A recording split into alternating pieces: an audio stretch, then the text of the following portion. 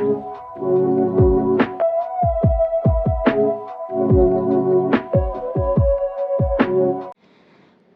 ora everyone, welcoming to the solo travel video to Australia. Today is the 25th of December here in Queenstown, New Zealand, and I'm flying to Melbourne today in the Virgin Australia flight, which should take me around 3.5 hours. I did get an upgrade while checking into my flight, and this is Economy X, which is Virgin Australia's version of premium economy with better legroom, and I got it by just asking nicely, and I did get the whole road to myself today. Now, in my opinion, the best ascent views from any place here in New Zealand is from Queenstown Airport, with partially snow capped mountains, blue lakes, and so on till we pass the New Zealand coast onto Tasman Sea, separating New Zealand and Australia.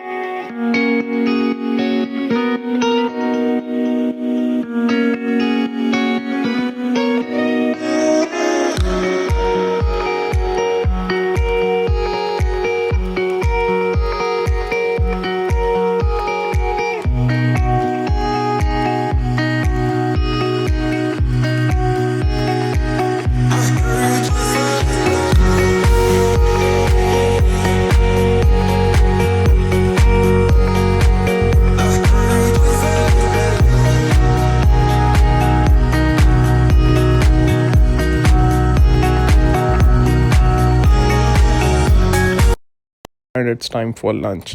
So this was an international flight, so I was expecting lunch to be served, but that was not the case here, which I thought was a bit odd. Instead, I ordered myself this combo from the menu, which cost me around 12 Australian dollars, and it came with cheese and crackers, double chocolate muffin, and a hot chocolate, which were all delicious.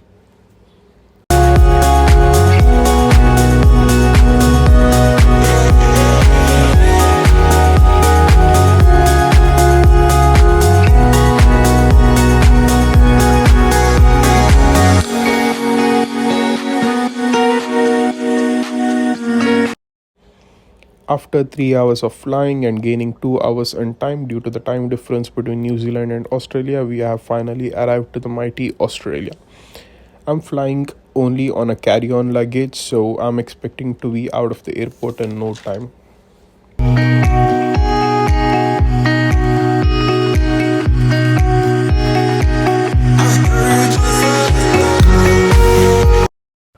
All done with the immigration and security out of the airport, and let's get to my hotel in the city center.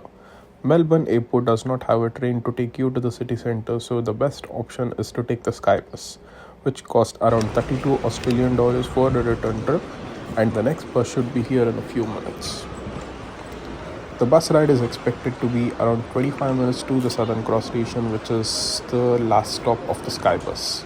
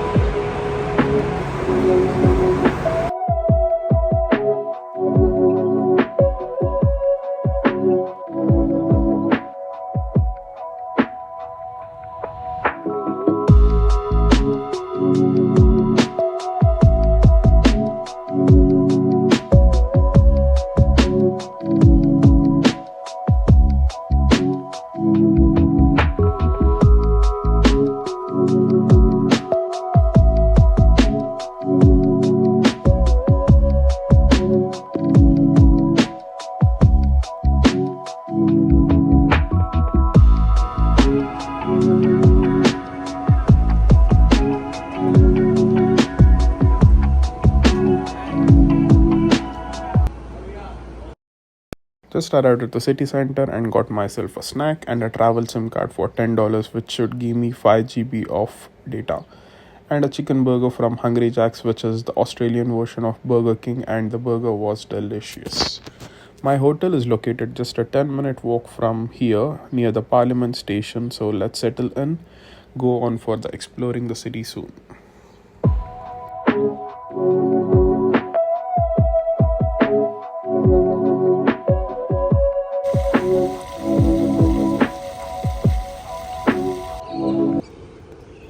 It's around 6 p.m. here in Melbourne, and I just came out of the hotel for a walk and to get some dinner. As it's Christmas Day today, I went to the nearby cathedral, explored the city center for a while. Some of the places included the Princess Theatre, the Parliament of Victoria, and of course the free city center trams, which is the best thing ever to travel within the city center for free.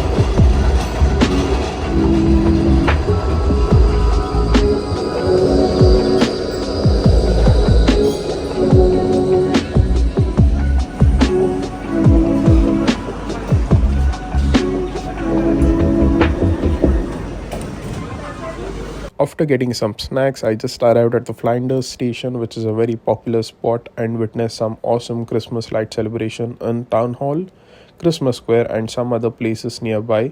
And this will conclude my day 1 and on to day 2.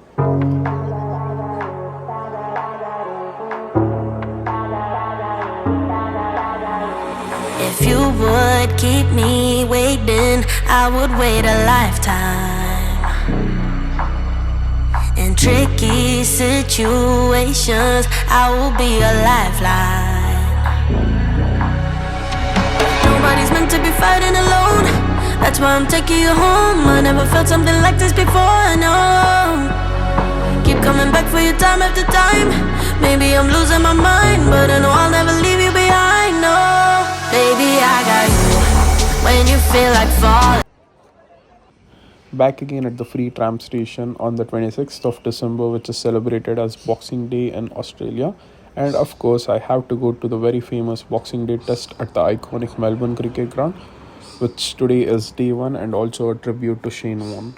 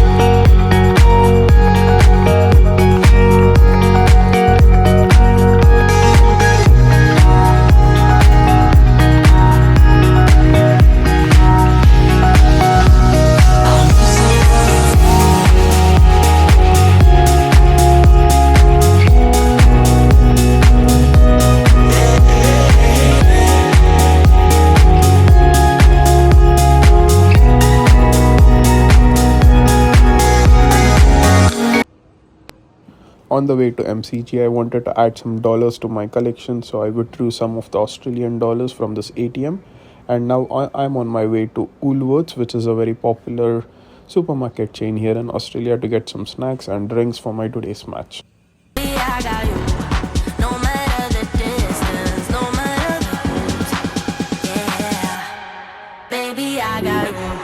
When you feel like falling, I'll be there to prove. Yeah, that baby, I got you. No matter the distance, no matter the hoops. Yeah,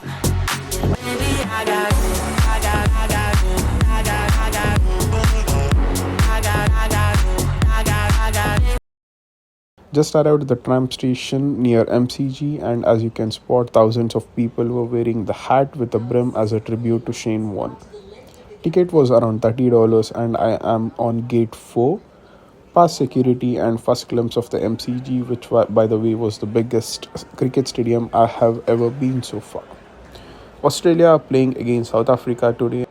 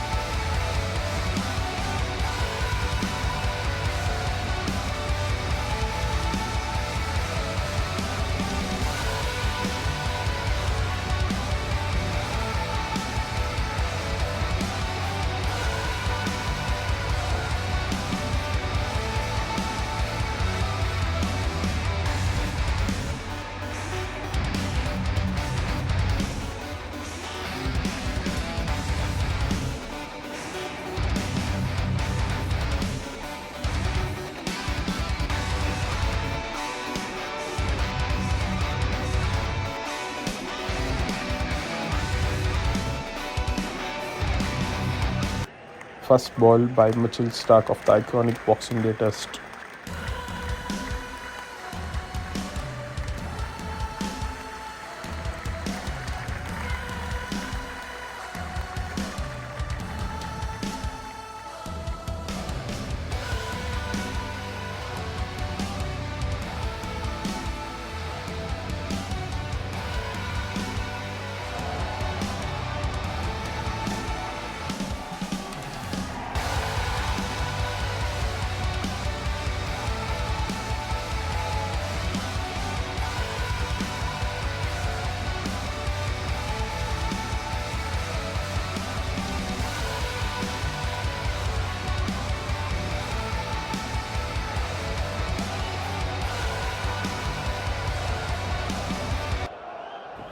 And of course the first wicket of the day and the second, and so on.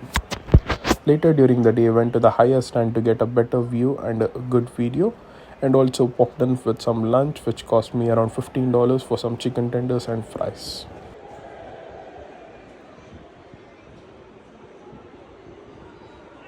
End of day one, which Australia dominated very much. And on the way back to my hotel, I stopped at a few more attractions on the way, like Cook's Cottage.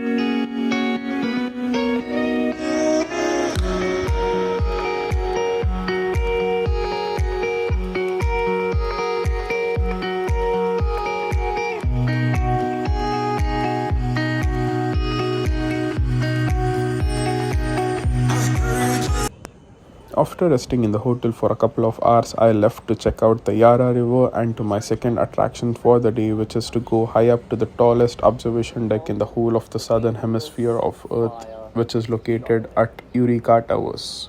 But there's no part where you can't do it so flat, yeah?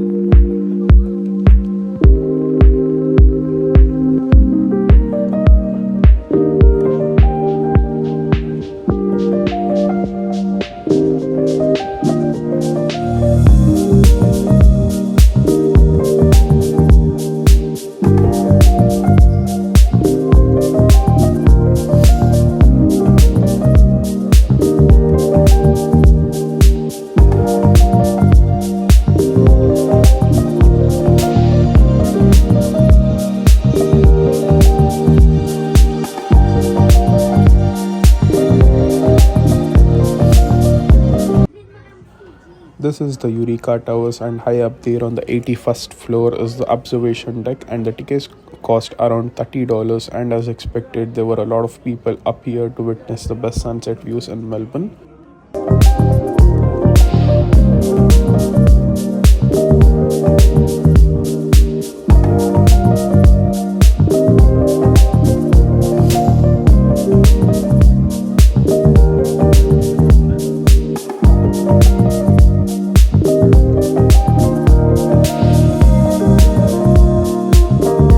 And of course, this marks the end of day 2 on to day 3.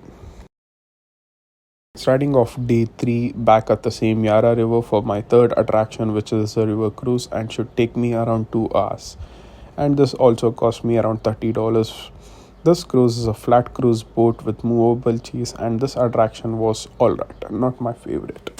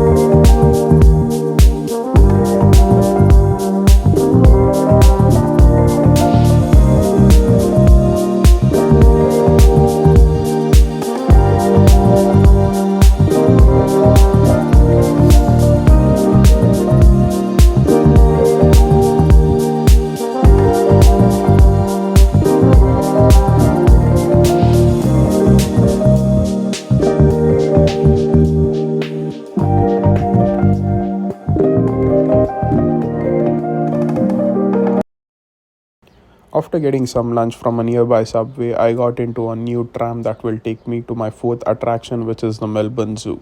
Melbourne Zoo is located outside the free tram zone, so I had to purchase the transport pass, which is my key, and this cost me around $6. And in addition to that, I topped up $10, which should cover my return trip cost. Entry fee to the zoo was around $42, and as today was one of the bad days because the temperature was around 38 degrees and the government had issued a heat warning, and as expected this heat affected all the animals in the zoo because majority of the animals were either resting or staying out of the heat in shade.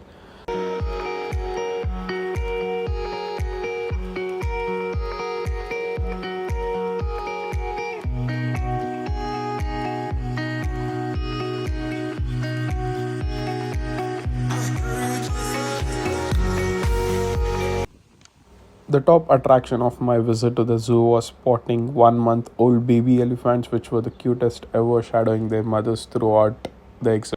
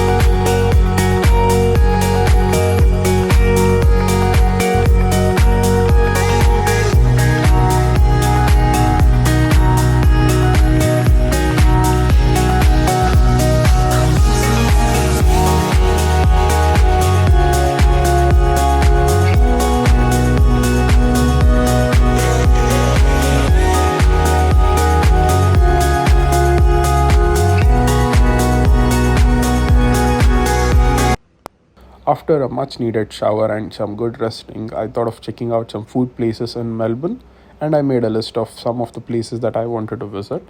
The first place nearby my hotel was called Pizza, which is known for their pizza by the slice.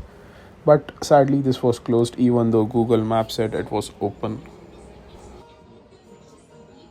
The second place of this food tour was the famous churro place behind the library. Moreover, churros, I had to try the Spanish hot chocolate, which was super rich and creamy and delicious. I went on to the third famous fried chicken shop called Bai Korea, but there was a huge wait time for dine-in option. Instead, I got some takeaway option and came back to the spark.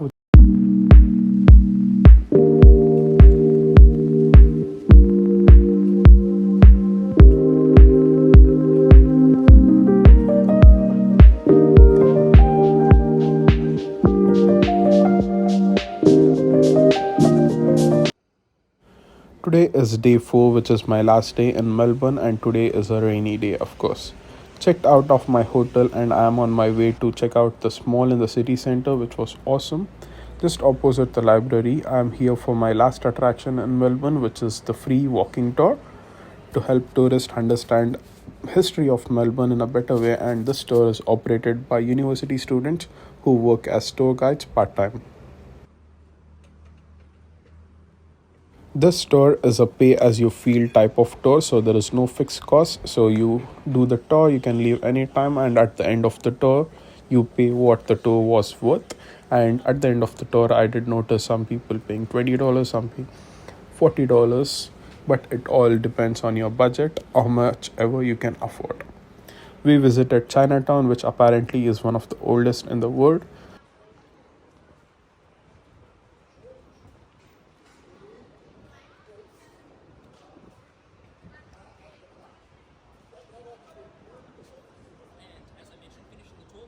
Stopped over for a snack from this Japanese bakery. I bought myself a garlic bread and a chocolate cone, which were both delicious.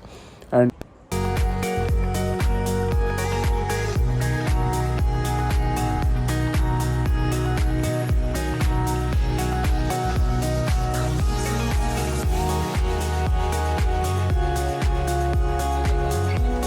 I am back on the tour, passing through some historic markets, buildings, alleys, food courts, and many others. We also stopped to explore the street art in one of the many lanes in Melbourne.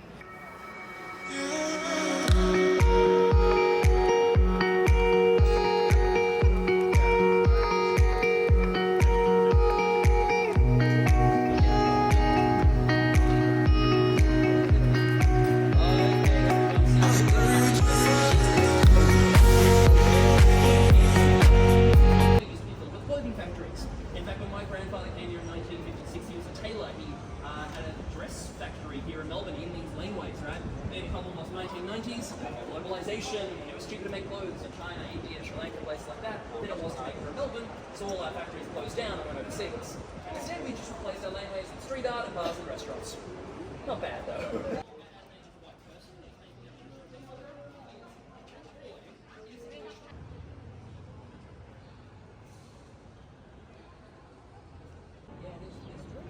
And after around 3 hours of tour, we arrived at the final stop to check out the art center overlooking the skyscrapers.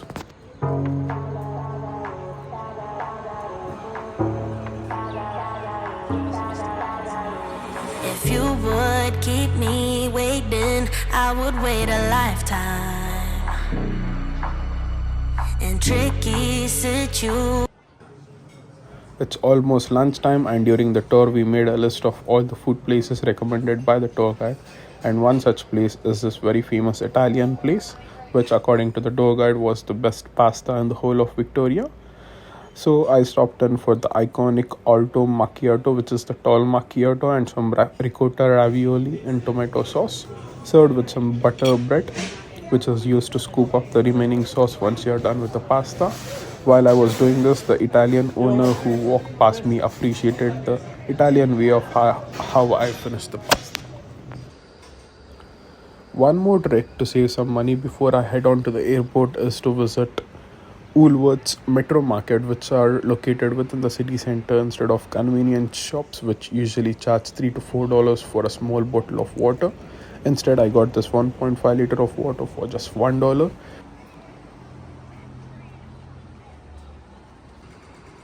It's time to head back to the domestic airport to catch my flight to Sydney today, which is in a couple of hours. So I'm on my way to the Southern Cross station to catch the return skybus to the airport.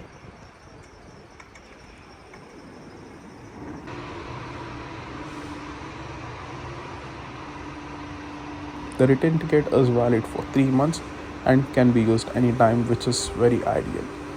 So summary of the trip while we are on our way to the airport is, so one-way flight cost from Queenstown to Melbourne cost me around $230, which is very cheap. And then accommodation was around $100 per day, and I stayed in the hotel for 3 nights, 4 days, so that is around $300. All the attractions were around $30 each, so it cost me around $150 to $200 for all the attractions. Transportation was only $16. Kudos to the free tram zone. Food was around $100 to $150 for 3 to 4 days. And other extra costs like water, chocolates, snacks, etc. cost me around $100. And the tour guide did tell us that the Melbourne was voted the most livable city in the world for many years in a row. And I see no reason how I can disagree with that, because Melbourne was awesome. I just arrived at the Jetstar terminal, end of this video, and do check out the continuation of this trip and Sydney in a separate video. Thanks, bye for now.